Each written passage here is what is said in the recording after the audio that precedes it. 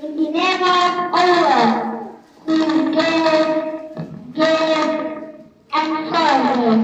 Respected principal, teacher, and my dear fellows, Assalamu alaikum.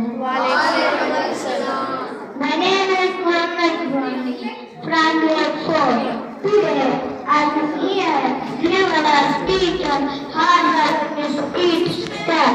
In life, we all have a dreams and goals.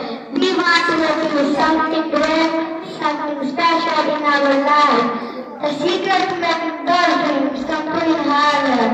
Hard work is the act of dedicating oneself to chase the goal through persistence, determination, discipline, and patience. It involves both physical and mental effort. Take the example of garden. If you have planted a seed, you cannot